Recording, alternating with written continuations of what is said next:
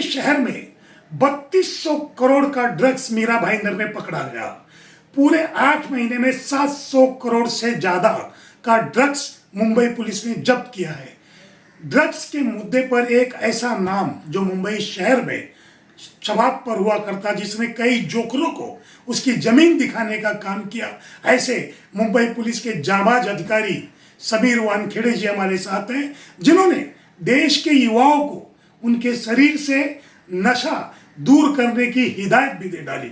समीर वानखेड़े जी आज हमारे बीच में हैं। समीर वानखेड़े जी, जिन्होंने मुंबई शहर की उन लोगों की कमर तोड़ने का काम किया जिन्होंने इस युवा पीढ़ी को नशीला बनाने की कोशिश की।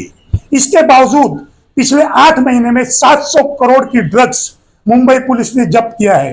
क्या कहेंगे वानखेड़े जी इसके बारे में? मैं सबसे पहले मुंबई पुलिस का, लॉ एनफोर्समेंट का बहुत बहुत धन्यवाद देना चाहूँगा कि इतने बड़े प्रकार में ड्रग सीजर हो रहा है। मैंने रिसेंटली भी अभी पढ़ा था कि महाराष्ट्र में I think so Mira Road Bhayandar police ने लगभग 32,000 करोड़ का एमडी मेफेड्रॉन की जब्ती की है।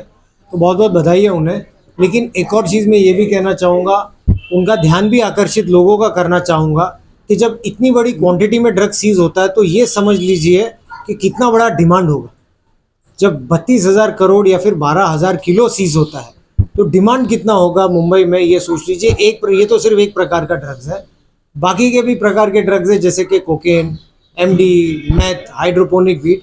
तो इसे लड़ना पड़ेगा और कंटिन्यूसली सतत कार्रवाई करेंगे तभी ये रोक पाएंगे। सर, 1993 के दंगे के लिए आरडीएक्स उरण के तट पर उतरा और आया, लेकिन उससे बड़ा आरडीएक्स अगर मुंबई पुलिस इतनी बड़ी कार्रवाई करती है तो 32 हजार करोड़ के ड्रग्स आते कैसे हैं? नहीं, यहाँ पर देखिए, आपको बेसिकली समझना पड़ेगा कि 2-3 प्रकार के ड्रग्स के कैटेगराइजेशन है।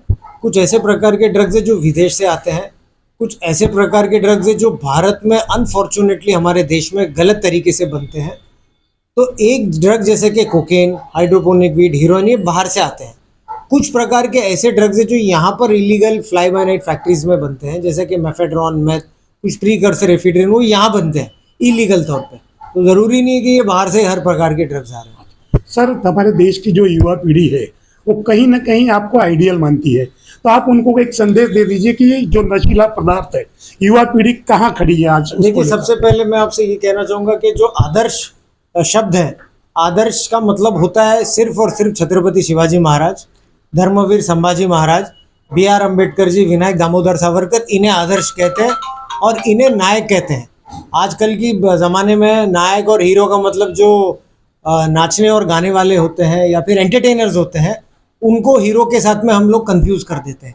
समाज में ये इशू है।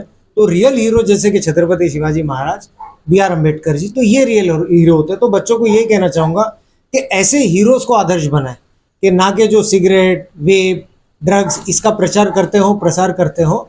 और दूसरी बात है कि ड्रग, हमारा जो शरीर है मंदिर की तरह पावन होता है, तो हमारे शरीर को स्वच्छ रखें, ड्रग्स को नहीं कहें। Say no to drugs and yes to life.